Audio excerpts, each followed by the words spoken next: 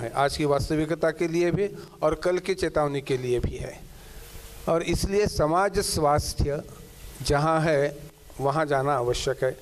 हमारे फंडामेंटल्स में समाज स्वास्थ्य है, लेकिन फंडामेंटल्स का अर्थ अगर कोई करने लगा कि हमारे समाज की रीति में दहेज देना था, क्या वो भी फंडामेंटल है?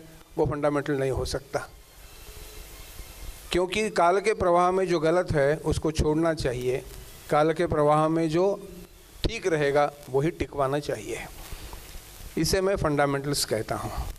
और ये फंडामेंटल्स मुझे ऐसे लगता है कि प्रकृति में भी है, और वो प्रकृति में है जिसका उदाहरण इंदुमती जी के पास है कि 20 लीटर दूध देने वाली गाय के 10 लीटर तो बछड़े के लिए दिए जाते हैं।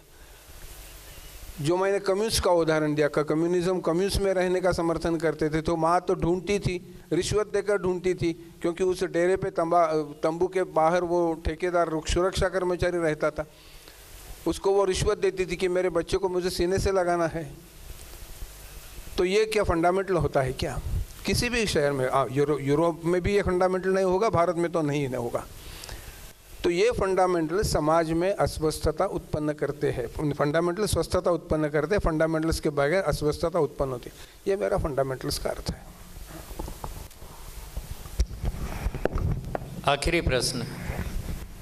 पूरे विश्व में अनेक देश है, चौक्कस एक अनुशासन था हमारे पास शास्त्र थे, वेद थे, उपनिषद थे। जब दुनिया के पास कुछ भी नहीं था तब हमारे पास सब कुछ था। जो भी विचार हम, दुनिया जो सोचती है, जो बनाती है, तो हम बोलते हैं कि ये विचार हमारा है, ये तो हमारे शास्त्र में लिखा हुआ है। जो भी रिसर्च हुआ दुनिया में, सभी रिसर्च हमारे शास्त्र में है, हमारे धर्म ग्रंथों में है। तो ऐसा क्यों हुआ कि हम इम्प्लीमेंटेशन नहीं कर सके?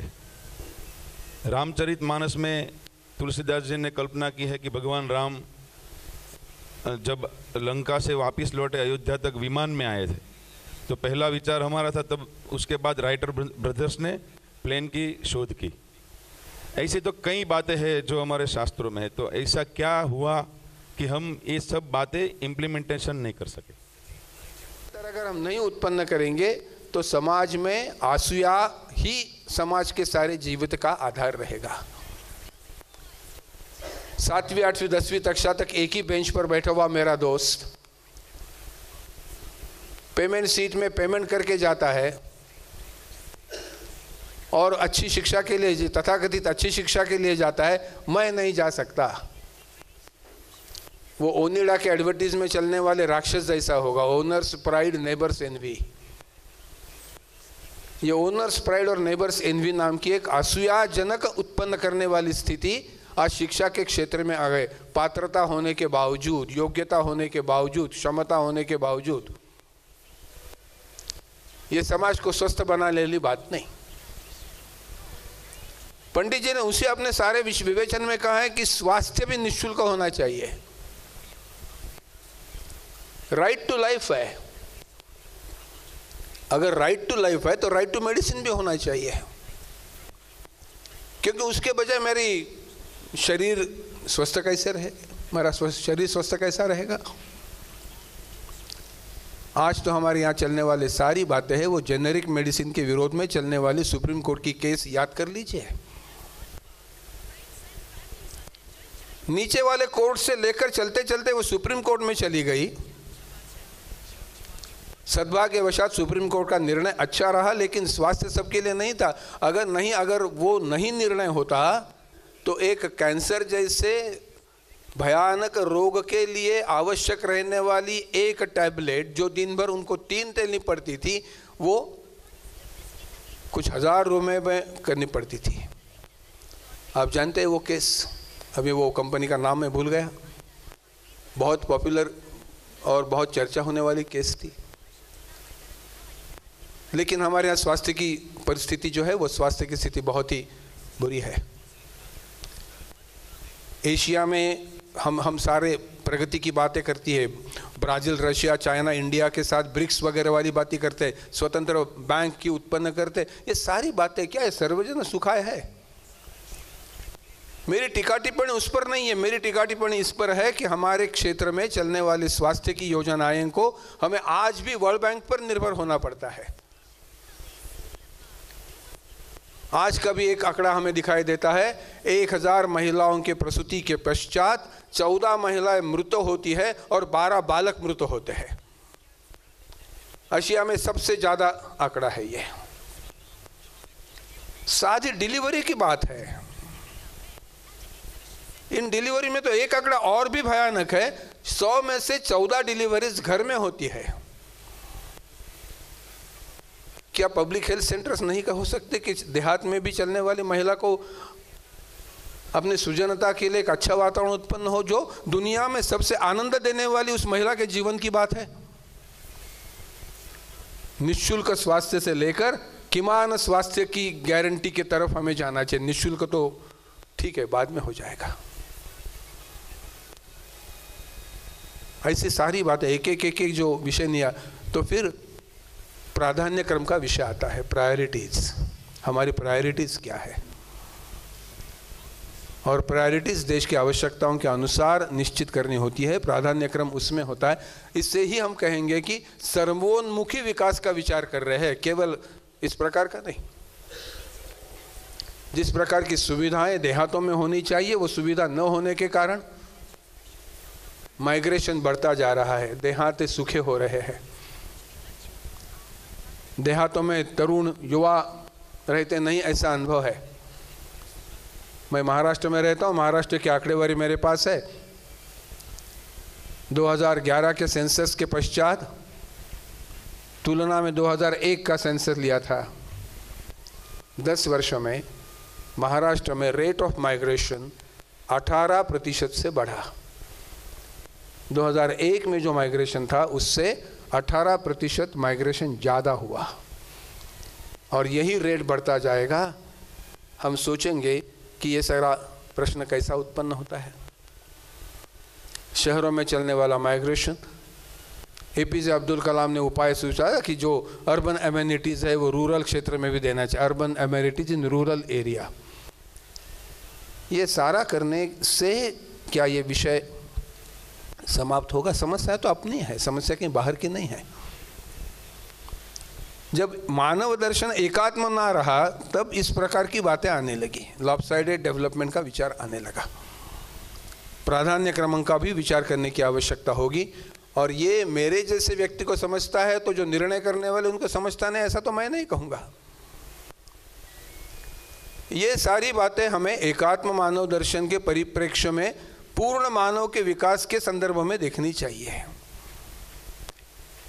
और इसलिए एकात्म मानव दर्शन का जो प्रतिमान है या पैराडाइम जैसी बात चल रही है, वो पैराडाइम है। वो पैराडाइम आज की स्थिति में युगानुकूलता के साथ समाज के साथ लाने की बहुत बड़ी आवश्यकता है। मनुष्य मात्र के सुख का विचार है, उसके सारे संस्कारों का विचार है। व्यष्टि और समष्टि का रिश्ता बताते हुए एक चतुस्सूत्री का विषय एकात्म मानव दर्शन में आता है। समष्टि से व्यष्टि की ओर, व्यष्टि से समष्टि की ओर, फिर से समष्टि के व्यष्टि की ओर, व्यष्टि को ऐसे चतुस्सूत्री है। समाज में उत्पन्न हुए शिक्षा और संस्कार के आधार पर व्यक्ति का विकास होता है। परिवार में सीखता है, शाला विद्यालयों में सीखता है। कौटिल्य ने 4 प्रकार के विषय दिए थे। हर एक छात्र 25% शिक्षकों से सीखता है, 25% परिवार में सीखता है, 25% सहाध्यों से सीखता है, पीयर्स, और 25% अनुभूति से सीखता है। यानी परिवार और समाज से वो सीखता है, शिक्षित होता है। यह है समष्टि की ओर व्यष्टि को मिलने वाला लाभ। व्यक्ति से समाज को मिलने वाला लाभ है वो इस शिक्षा के आधार पर चलने वाला कर्म उसको देता है, समाज के लिए देता है। हमारे यहाँ किसान भी केवल किसान के लिए नहीं अनाज उत्पन्न करता है, वो उत्पादन करता है, यानी वो यज्ञ कर्म करता है, समाज के लिए करता है। तो वहाँ जो शिक्षा और संस्कार प्राप्त हुए व्यक्ति समाज को कर्म देता है। आजकल की परिभाषा में आप व्यवसाय, नौकरी वगैरह कुछ भी कहिए, उसके बाद में समाज व्यक्ति को योगक्षेम देता है, उसके सारे चरितार्थ को लगने वाली सारी व्यवस्था देता है, योगक्षेम देता है।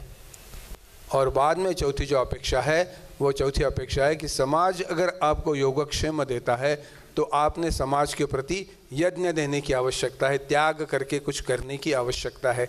शायद पहली 3 अवस्थाएं होती होगी, लेकिन चौथी अवस्थाओं के बारे में हमें आशाजनक चित्र नहीं दिखाई देता। 3 बातों में ठीक ही है, क्योंकि वो एक बिल्कुल स्वाभाविक प्रकृति से चलने वाली बात है। लेकिन व्यष्टि को शिक्षा प्राप्त हुई, इसकी कृतज्ञता नहीं रहती है।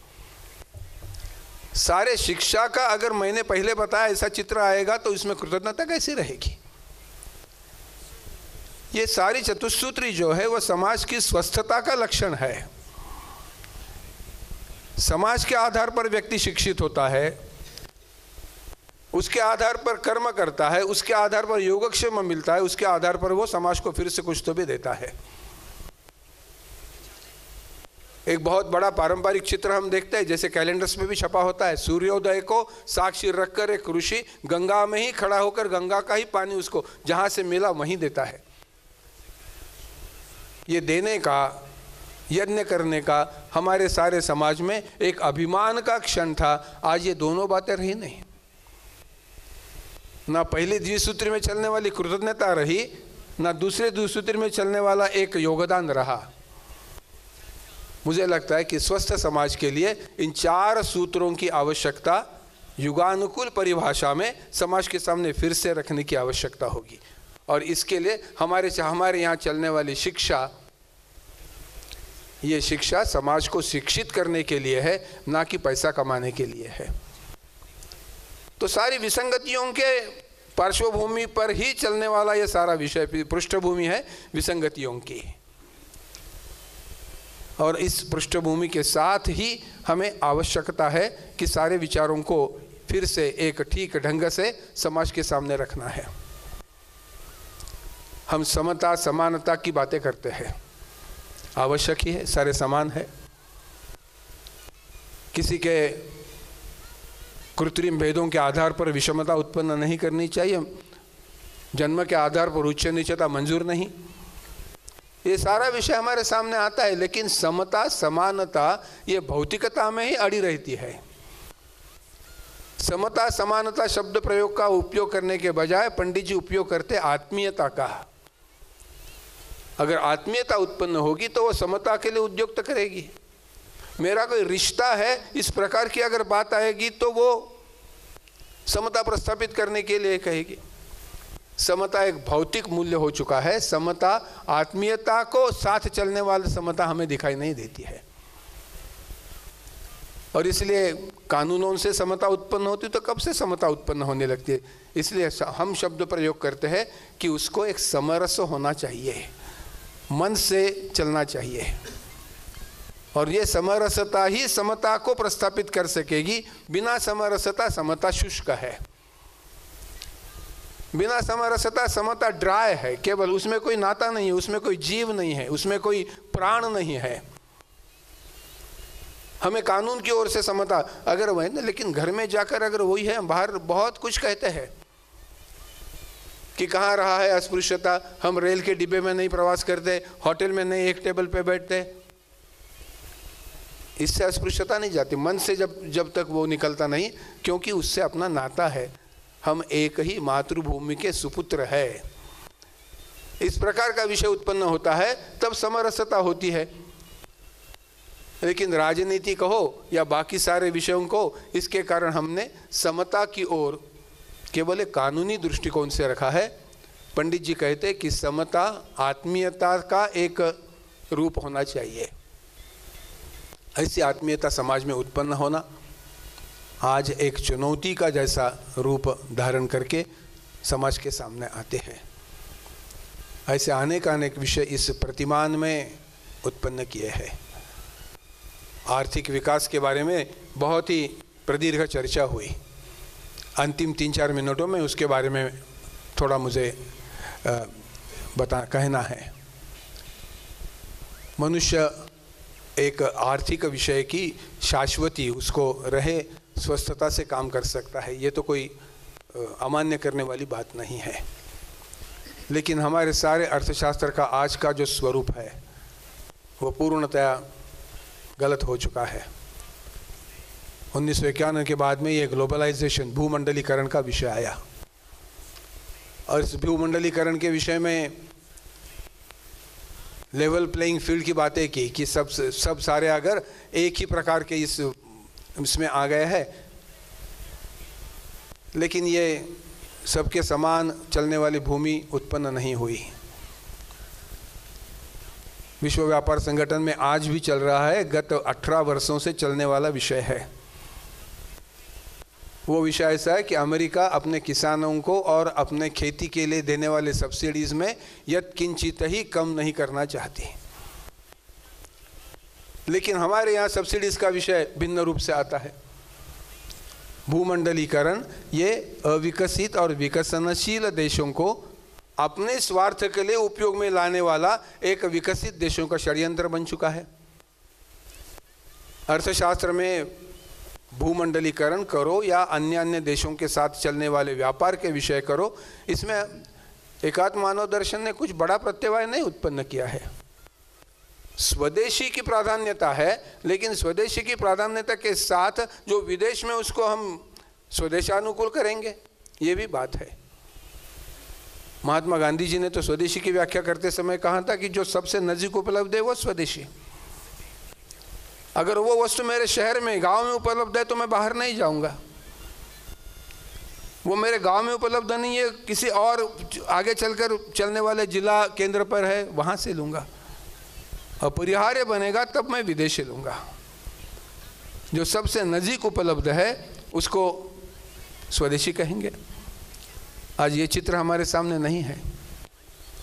छोटे छोटे उपभोक्ताओं के सारे पदार्थों में, उत्पादनों में बहुत बड़ी बड़ी कंपनियां आने लगी है। मेरे मन को एक प्रश्न बहुत त्रासदी देता है कि क्या साबुन के प्रोडक्शन में टाटा ने आने की आवश्यकता है? वो विदेशी की बात तो छोड़ दिया, अपने देश के बड़े उद्योगों की बात करिए। स्वरोजगार का विषय जब हम करते तो स्वरोजगार करने वाली बातें हमारे व्यक्तियों को उपलब्ध होनी चाहिए। हेयर ऑयल जैसी एक अपने बालों को लगाने वाला तेल तो सामान्य व्यक्ति भी एक अच्छी तरह से क्वालिटेटिव उत्पन्न कर सकता है। आवश्यकता है बड़ी कंपनी ने आने की। ये सारे सौंदर्य प्रसाधनों की इतनी बड़ी विज्ञापन होता है कि आवश्यकता है बड़ी कंपनी की। बहुत बड़ा यंत्र उत्पादन करने का लिए ये सरप्लस बहुत उत्पादन की, पहले उत्पादन बाद में उपभोग है। हमारे पहले अर्थव्यवस्था में पहले उपभोग है, मांग है, बाद में उत्पादन है। बड़े बड़े यंत्र उत्पन्न कर दिए और बड़ा उत्पादन हो रहा। अभी उत्पादन को खपत मिलने के लिए विज्ञापन का आधार है। कितने विज्ञापन है? हमने कभी सोचा था कि नमक का विज्ञापन टेलीविजन पे आएगा? मिर्च मसाले का उत्पादन टेलीविजन पे आएगा? क्या टेलीविजन का विज्ञापन देखकर हम नमक ज्यादा खाना की शुरुआत करेंगे या कम खाना? कैसा आया है? ये सारे अर्थविश्व को एक प्रकार का एक नया ही अनारोग्य कारक मोड़ देने वाली बातें चल रही है। और अर्थव्यवस्था के बारे में शासन प्रणाली बहुत महत्वपूर्ण होती है। जीडीपी बढ़ता है, रोजगार कम होता है, लेकिन बड़े उद्योगों को हम छोटे उद्योग करने वाले उद्योग दे ही रहे हैं। सारे विसंगतियों का एक ही है कि मानव हित को विचार में नहीं लिया जाता। एकात्म मानव दर्शन में समाजशास्त्र हो, शिक्षा हो, स्वास्थ्य हो, उद्योग हो, अर्थशास्त्र हो, कृषि हो, इन सारे आयामों को स्पर्श करते करते उद्दिष्ट एक ही है, और वो उद्दिष्ट है मानव का, मनुष्य मात्र का सर्वोन्मुखी विकास। माननीय महेश चंद्र जी ने कहा कि पूंजीवाद के पीछे न जाते हुए मनुष्य के विकास के पीछे जाने वाला विषय चाहिए। ऐसे सारे विषयों को जब एकत्रित रूप से हम देखते हैं तो विषय सामने आता है कि परिवर्तन करते समय परिवर्तन के पीछे चलने वाली विचार परंपरा सुदृढ़ होनी चाहिए। परिवर्तन दिखाई देता है, लेकिन परिवर्तन की विचार परंपरा सुदृढ़ नहीं दिखाई देती। ऐसे सुदृढ़ विचार परंपरा का ही नाम है एकात्म मानव दर्शन। ऐसे एकात्म मानव दर्शन जैसे सुदृढ़, इस देश को अनुकूल, इस मिट्टी से नाता रखने वाला विचार समाज में प्रसृत करके आत्मविश्वास के साथ आगे चलने की आवश्यकता है। पिछले जो बहुत कुछ करके रखा है वो सारा पोंछ कर नया उत्पन्न करना है। इसलिए चुनौती की गंभीरता और चुनौती की खोली भी बहुत बड़ी है, इसको स्वीकार करके आगे चलना है। मुझे लगता है कि आज का ये सेमिनार इस सारे प्रवास में एक अगला कदम होगा, और वो अगला कदम जिन्होंने डाला है उनका अभिनंदन करते हुए, आप सभी के प्रति धन्यवाद व्यक्त करते हुए ये मेरा निवेदन पूर्ण करता हूँ। है एशिया में हम सारे प्रगति की बातें करती है, ब्राज़ील, रशिया, चाइना, इंडिया के साथ ब्रिक्स वगैरह वाली बातें करते हैं, स्वतंत्र बैंक की उत्पन्न करते, ये सारी बातें क्या है, सर्वजन सुखाय है। मेरी टीका टिप्पणी उस पर नहीं है, मेरी टीका टिप्पणी इस पर है कि हमारे क्षेत्र में चलने वाली स्वास्थ्य की योजनाएं को हमें आज भी वर्ल्ड बैंक पर निर्भर होना पड़ता है। आज का भी एक आंकड़ा हमें दिखाई देता है, 1000 महिलाओं के प्रसूति के पश्चात 14 महिलाएं मृत होती है और 12 बालक मृत होते हैं। एशिया में सबसे ज्यादा आंकड़ा है ये। साथ ही डिलीवरी की बात है, इन डिलीवरी में तो एक आंकड़ा और भी भयानक है, 100 में से 14 डिलीवरीज घर में होती है। क्या पब्लिक हेल्थ सेंटर्स नहीं हो सकते कि देहात में भी चलने वाली महिला को अपने सृजनता के लिए एक अच्छा वातावरण उत्पन्न हो, जो दुनिया में सबसे आनंद देने वाली उस महिला के जीवन की बात है। निःशुल्क स्वास्थ्य से लेकर किमान स्वास्थ्य की गारंटी की तरफ हमें जाना चाहिए। निःशुल्क तो ठीक है, बाद में हो जाएगा। ऐसी सारी बातें एक एक जो विषय लिया, तो फिर प्राधान्य क्रम का विषय आता है, प्रायोरिटीज। हमारी प्रायोरिटीज क्या है, और प्रायोरिटीज देश की आवश्यकताओं के अनुसार निश्चित करनी होती है, प्राधान्य क्रम उसमें होता है। इससे ही हम कहेंगे कि सर्वोन्मुखी विकास का विचार कर रहे हैं, केवल इस प्रकार का नहीं। जिस प्रकार की सुविधाएं देहातों में होनी चाहिए वो सुविधा न होने के कारण माइग्रेशन बढ़ता जा रहा है, देहात सूखे हो रहे हैं। देहातों में तरुण युवा रहते नहीं, ऐसा अनुभव है। मैं महाराष्ट्र में रहता हूँ, महाराष्ट्र की आंकड़ेवारी मेरे पास है। 2011 के सेंसस के पश्चात तुलना में 2001 का सेंसस लिया था, 10 वर्षों में महाराष्ट्र में रेट ऑफ माइग्रेशन 18% से बढ़ा। 2001 में जो माइग्रेशन था उससे 18% माइग्रेशन ज़्यादा हुआ, और यही रेट बढ़ता जाएगा। हम सोचेंगे कि ये सारा प्रश्न कैसा उत्पन्न होता है। शहरों में चलने वाला माइग्रेशन, एपीजे अब्दुल कलाम ने उपाय सोचा कि जो अर्बन एमेनिटीज़ है वो रूरल क्षेत्र में भी देना चाहिए, urban amenities in rural area. ये सारा करने से क्या ये विषय समाप्त होगा? समस्या तो अपनी है, समस्या कहीं बाहर की नहीं है। जब मानव दर्शन एकात्म ना रहा तब इस प्रकार की बातें आने लगी, लॉपसाइडेड डेवलपमेंट का विचार आने लगा। प्राधान्य क्रमांक का भी विचार करने की आवश्यकता होगी, और ये मेरे जैसे व्यक्ति को समझता है तो जो निर्णय करने वाले उनको समझता नहीं, ऐसा तो मैं नहीं कहूँगा। ये सारी बातें हमें एकात्म मानव दर्शन के परिप्रेक्ष्य में पूर्ण मानव के विकास के संदर्भ में देखनी चाहिए। और इसलिए एकात्म मानव दर्शन का जो प्रतिमान है या पैराडाइम जैसी बात चल रही है, वो पैराडाइम है। वो पैराडाइम आज की स्थिति में युगानुकूलता के साथ समाज के साथ लाने की बहुत बड़ी आवश्यकता है। मनुष्य मात्रा के सुख का विचार है, उसके सारे संस्कारों का विचार है। व्यष्टि और समष्टि का रिश्ता बताते हुए एक चतुस्सूत्री का विषय एकात्म मानव दर्शन में आता है। समष्टि से व्यष्टि की ओर, व्यष्टि से समष्टि की ओर, फिर से समष्टि के व्यष्टि की ओर, व्यष्टि को ऐसे चतुस्सूत्री है।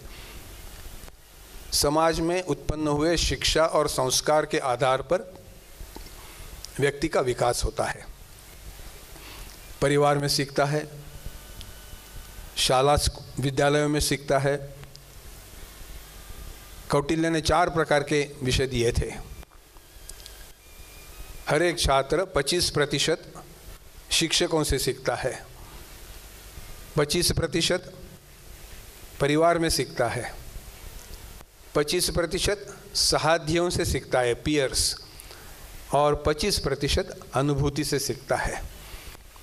यानी परिवार और समाज से वो सीखता है, शिक्षित होता है। यह है समष्टि की ओर व्यष्टि को मिलने वाला लाभ। व्यक्ति से समाज को मिलने वाला लाभ है वो इस शिक्षा के आधार पर चलने वाला कर्म उसको देता है, समाज के लिए देता है। हमारे यहाँ किसान भी केवल किसान के लिए नहीं अनाज उत्पन्न करता है, वो उत्पादन करता है, यानी वो यज्ञ कर्म करता है, समाज के लिए करता है। तो वहाँ जो शिक्षा और संस्कार प्राप्त हुए, व्यक्ति समाज को कर्म देता है। आजकल की परिभाषा में आप व्यवसाय, नौकरी वगैरह कुछ भी कहिए, उसके बाद में समाज व्यक्ति को योगक्षेम देता है, उसके सारे चरितार्थ को लगने वाली सारी व्यवस्था देता है, योगक्षेम देता है।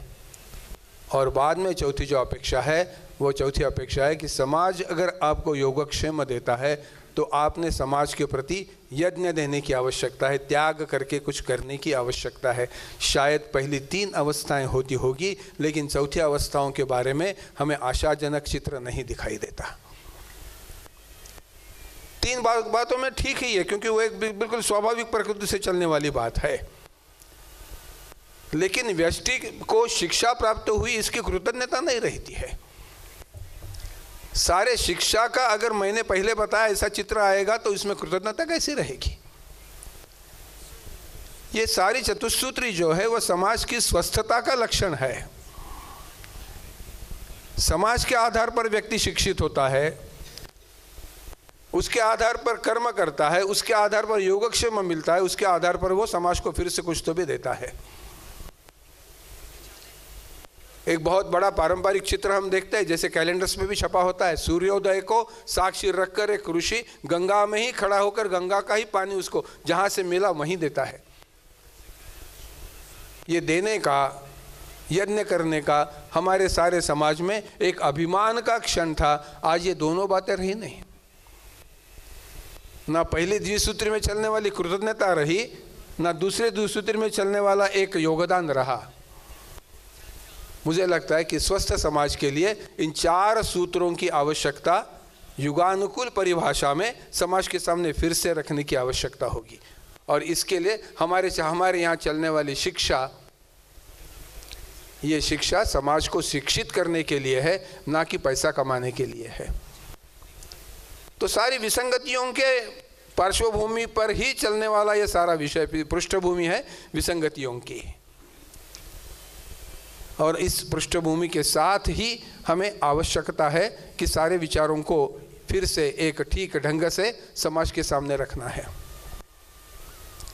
हम समता, समानता की बातें करते हैं, आवश्यक ही है, सारे समान है।